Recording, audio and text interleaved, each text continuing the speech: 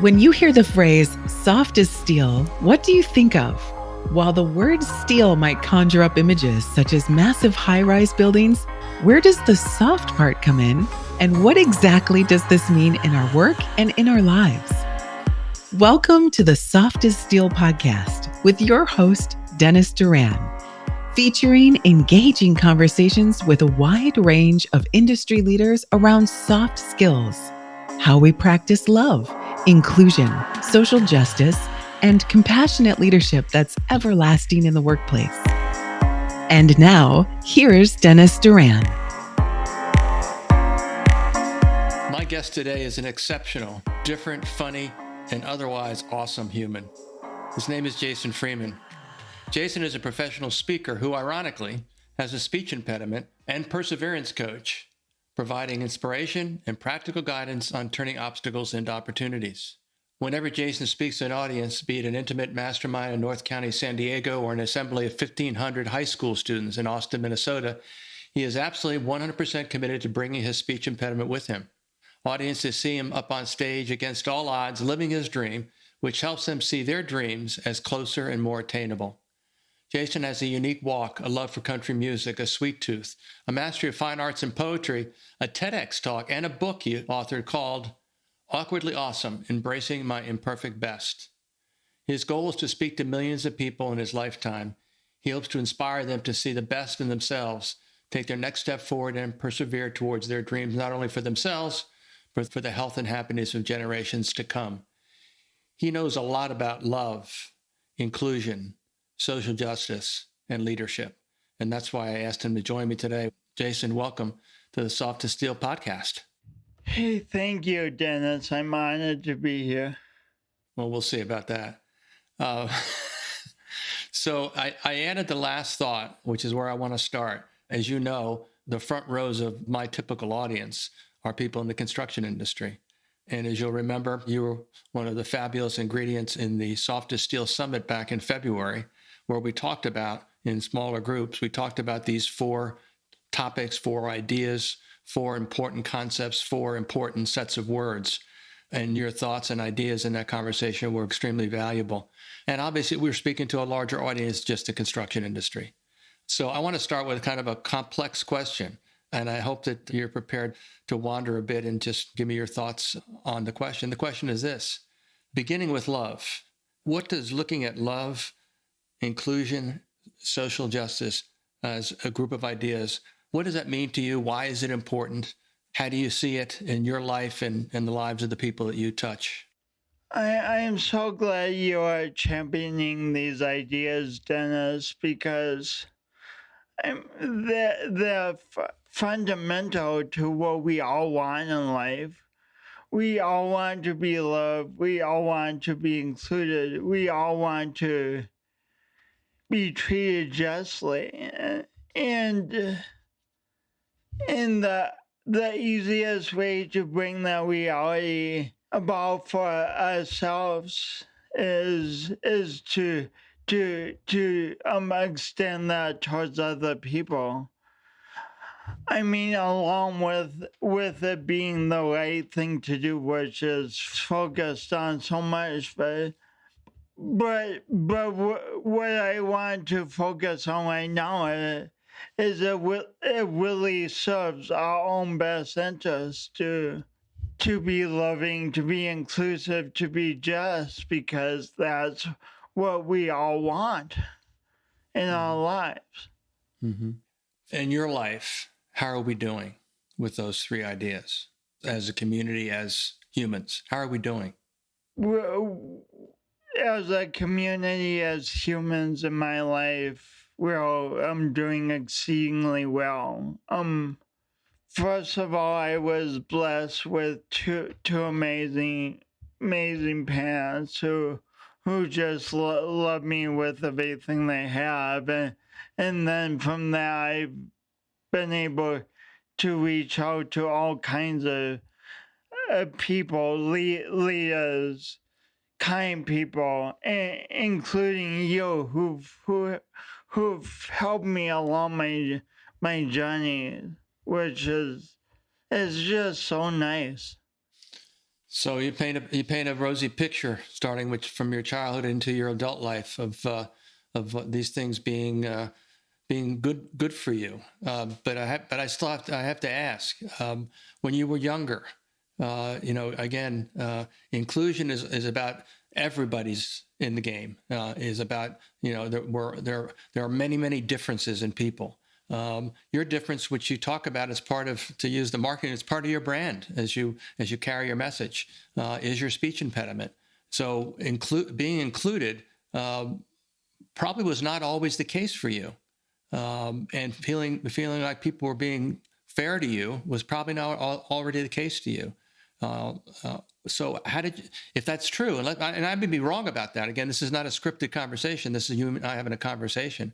If I'm wrong about that, say that. But if not, then share with us a little bit more about what it was like. I mean, you've talked about your parents, so it's very clear that they were positive, supportive, loving, and just absolutely fabulous people for you in your life as you formed over the early years of your life. But as you got into teenage years and out into adult life, independent, what are some of the situations that you faced that others that didn't have a speech impediment would not be facing, others that were not of color in a neighborhood that was all white would have to face? What were some of those situations and those challenges you faced?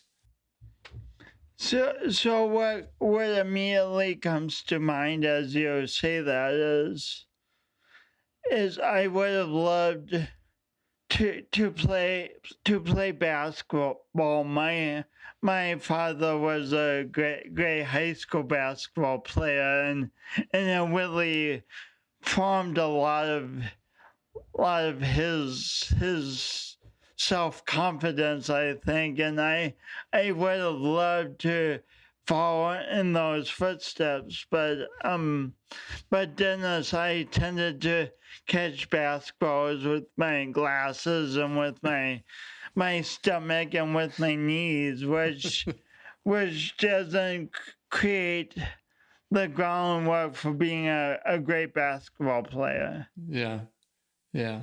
Is that it? That's the only thing? You didn't play basketball? Is that it? Nothing else stands out to you as you think back over your journey? I guess I have to tell the story. I don't know if you've ever heard it.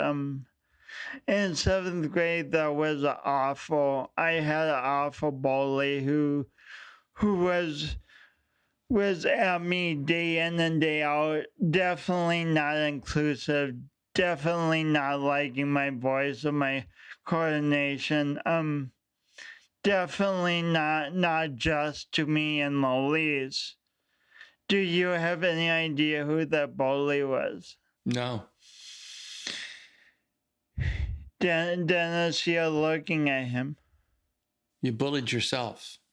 Yeah, I really did, and I'm not, understand, I'm not trying to trivialize people being bullied or being excluded or anything like that. We as a nation and as a world, we have some truly awful problems with that. Mm-hmm.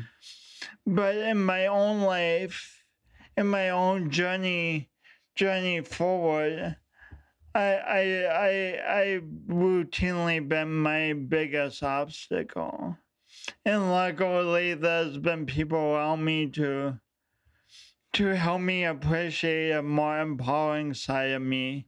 For example, so I have moved from the Midwest to San Diego with the intention of being a speaker. Mm-hmm. About 10 years ago, but I was still down on my voice and coordination, and thought life would be so much better if I was just normal. Mm-hmm. And I was talking to my friend Ina Lucas one night, and she's like, Jason, your voice is a gift. Hmm. And at first I'm like, what? The thing I've hated is a gift? But the more I've lived into it and the more I've taken action, becoming a speaker, giving a TEDx talk, writing a book, all that, the more I see that she was right. I can choose to live with my voice and coordination being a gift. And if I choose to live that way, my voice and coordination isn't only a gift for me, it becomes a gift for other people too. Yeah, I agree. And I think you're a gift. You've been a gift in my life since you first came into it just a few years ago. And if it wasn't for a mutual friend of ours, we would never have met.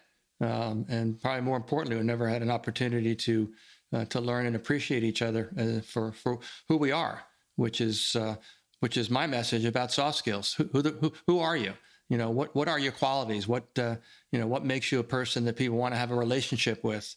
And I would say I like the way that's expressed about you. And I think one of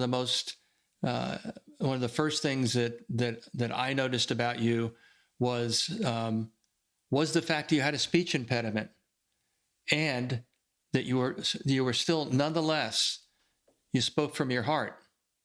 You formed words. You expressed ideas. You talked about yourself in a way that simply wasn't possible not to pay the highest amount of attention. So in my view, that is a gift, to be able to hold the attention of an individual or individuals or an audience of 1,500 high school students, and use the tools that you have available to you to communicate. The principal tool is your voice with its speech impediment, which makes you different. And I like to say, as you know, that differences should not be a bad thing. They should be a good thing. They can enrich people's lives, not make it more complicated. But then I have to add the tagline that I'm an old white guy. You know, if you don't look like me, if you don't sound like me, if you don't do all the things that I do, then we may have problems, pal. And unfortunately, that's still prevalent in a lot of places in society. And in the industry that I've served for over 40 years, absolutely still present. And so I'm thankful that they're retiring in droves. Those individuals who would look at you or hear you and say, that guy's different, and then shy away. Like something bad was going to happen to them if they talked to a person that had a speech impediment.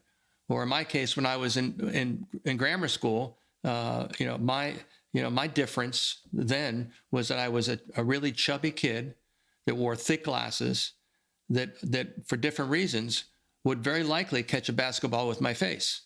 I wasn't as specific. I couldn't catch it with my glasses like you were able to do. So I would just get it straight in the face.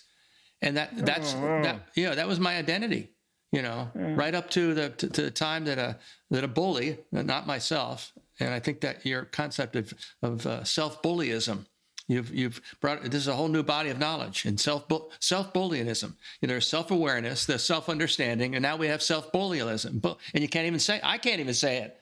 Self-bullyism. So you can say it. I like it. I've never thought of that term. It's awesome. Well, write it down. You can use it, and you don't have to attribute it to me. Just go ahead and use it. But again, here's the idea. And I can't think of a person I know that's better to talk about this whole notion of the fact that treating people. Again, the golden rule gives us a set of words. Treat people the way you want to be treated. Again, I think that sounds lovely, and maybe it is operational, but it also sounds in some cases whimsical. But I think that the notion that every human being is different from every other human being in a variety of ways. Some people say, well, how about identical twins? I said, well, no, they're not. They may be identical twins, but they're different from each other. And then you start to open the book that tells the story of the person, and hopefully it's an audio book, meaning that the person in their actions and their words tell their story. Those people become leaders if they're audiobooks, that you can see who they are and how they are with people in their lives based on their words and their actions. You are an audiobook. And so people listen to you. You've been doing what you do for a long period of time now. You have cred to audiences. And the one word that I don't think I've ever heard you use it to describe yourself, but the one thing which I think is subsumed in how you convey who you are to people that you meet is humility. I consider you a person that understands implicitly the importance of humility, of being humble, not being, I introduced you by saying, let me go back and look at my little screen, exceptional, different, funny, and otherwise awesome. And I think those are all appropriate words to describe you. I should probably also add to that, humble. And that really captures, your, at least a few in my view, your soft skills. To describe someone as being awesome, describe someone as being funny or having a sense of humor, describe someone as being exceptional. Those are all about the soft skills, which that I love talking about. What are your thoughts? Well, first of all, thank you. It's always wonderful to hear nice things about oneself, and another thought with all this is like you keep saying, soft skills can be learned. Like you commented on me being humble. I've learned humility as I've pursued a very tough career. Being a speaker with a speech impediment, come on, that's really challenging. But at first I'm like, I'm Jason Freeman. I'm going to speak and people are going to pay me tens of thousands of dollars every presentation, and I'll have a waiting list and I'll make millions of dollars. But then through the process of being in this career for almost 15 years now, I've learned that it's immensely challenging, and I've learned to be more appreciative of every gift I get, every opportunity. Like right now, you've given me an opportunity to be on your Soft as Steel podcast, and that's so amazing to spend a half hour with me talking to your audience about what we both believe in. What a gift. So anyway, my point about that is that what you keep saying, that the soft skills can be learned. Mm-hmm. Oh, one more thing. Is that okay? Oh yeah, we got time. Yeah. You keep mentioning that difference is good, but people are often uncomfortable with it. Mm-hmm. Yeah. And I keep thinking of a house. Think of each piece of wood. Each piece of wood is different from every other piece of wood. Mm-hmm. But we don't not build the house because we want only the perfect piece of wood. We get stacks and we nail them up. And by we, I mean the construction industry. By we, I don't mean me. I'm not part of this metaphor. Yeah, I mean, you wouldn't be wielding a hammer on a regular basis. I will love to, but I would love to build things, but I also value having thumbs and them not being broken by hitting them with a hammer. excuse me, I was about to cough and I was looking for the mute thing so you could keep talking while I was coughing. And now I'm over the cough. So it's all good. We're back. So, Cool. I love. If you just tuned in, Dennis just coughed. Yeah, it's right. It was exciting. It was not a bad cough. It wasn't. Anyway, but I love. I mean, I hadn't thought about. Soft as steel. The idea was the metaphor. Steel. Long lasting, critical to making things last for a long time, like a building. Soft skills, people, the whole bit. You've provided us a great construction industry. What we call is analogy? Is it an analogy? What is it? An analogy, a metaphor? Maybe a metaphor, maybe no. It's one of those things. Maybe a misdemeanor. I don't know. It's just whatever. Nice. But it's not a felony. It's definitely not a felony. No, but that's a terrific. I mean, again, every piece of lumber that's used in building and stick building a structure is different. You're absolutely right.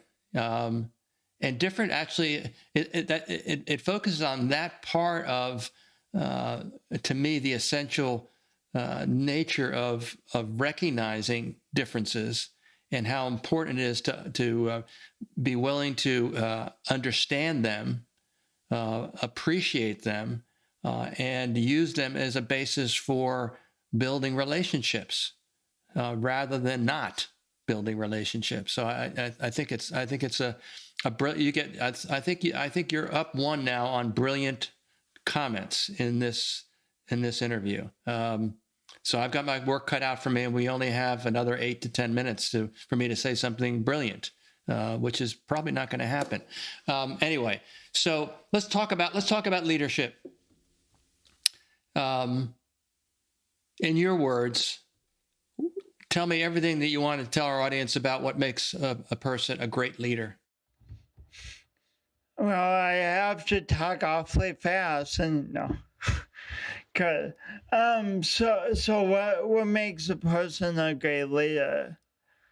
So many qualities, but I think part of it is being able to accept, and not only accept, but celebrate differences in other people. So you are able to draw a team around you who has diverse talents that can complement each other and fill in the gaps.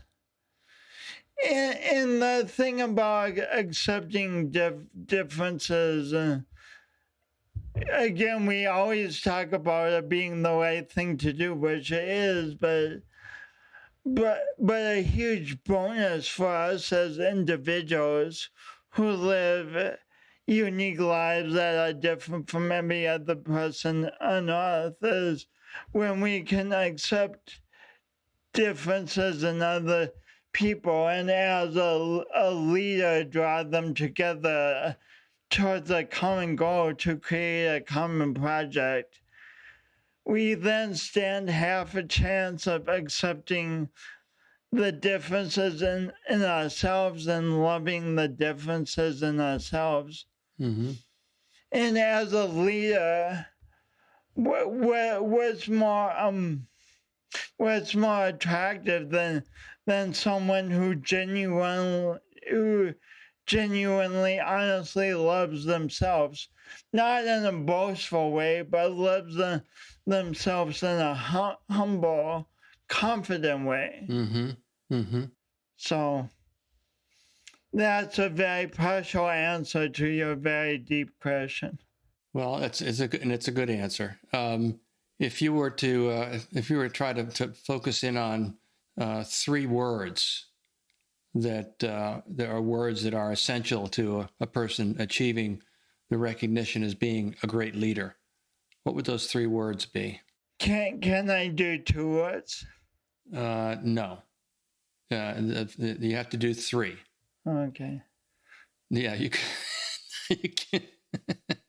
Anybody that's listening to this is thinking, boy, these. I wish I could see their looks on their faces while they're talking to each other this way. I wonder what's going on in that interview right now.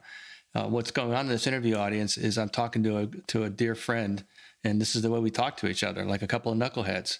But there's more to it than that. All right, what are your two words? I guess it's, oh shoot, now it's 4 words. You talked too long.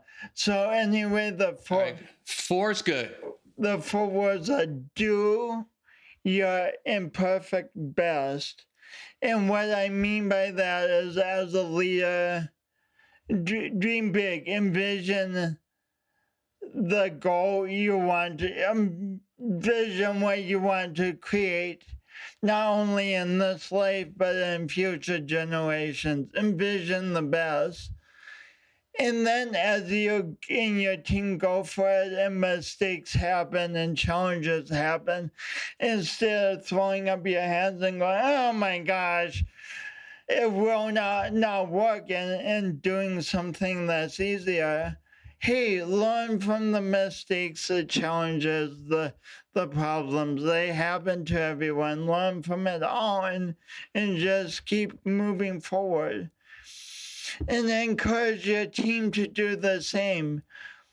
In your organization, someone shouldn't feel like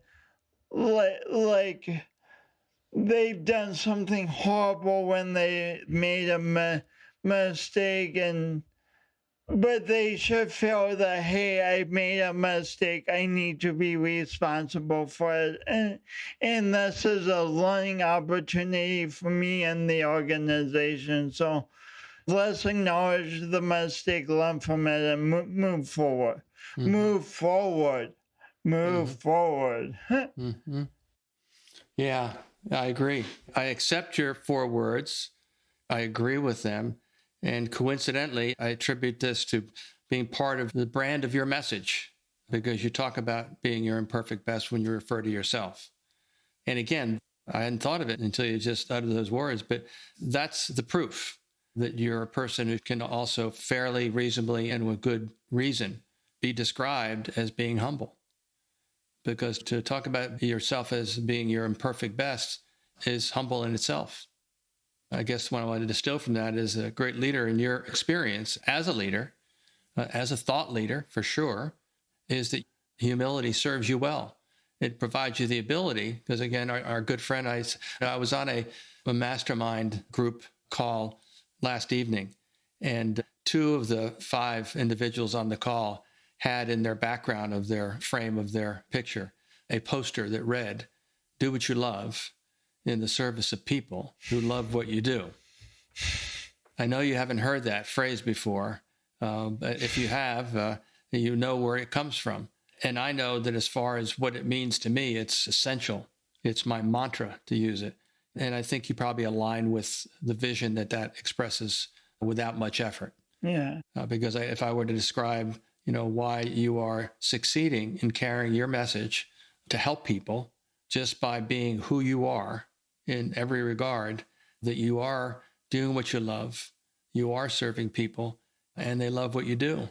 And I do as well. I love what you do, and that's why I wanted you to be part of this conversation today. Any last thoughts, my friend? Just to everyone listening, it always sounds easier when 2 people are talking about it. But in the practice of actually moving forward and incorporating these ideas into your life, it can be much more challenging, but that's okay. It's normal to encounter challenges as you expand and grow as a leader. And I just want to say thanks for being on this challenging journey. And thank you so much for having me, Dennis. I deeply love what you do and the messages you are encouraging people to embrace, and the things you are encouraging them to learn and practice. Thank you for being you. Thanks, Jason. Thanks for being my friend. Thanks for being here with me today. Take care. Take care. Thanks for joining us today for this episode of the Soft as Steel podcast with your host, Dennis Duran. Dennis is the author of Soft as Steel and a leading speaker and trainer for organizations across many industries and verticals. To learn more about the work Dennis is doing to activate soft skills in the workplace, contact him at dennisduranspeaking.com. Be sure to check out his book, Soft as Steel, on Amazon or wherever books are sold. You can subscribe to this podcast on iTunes or wherever you'd like to get your podcasts.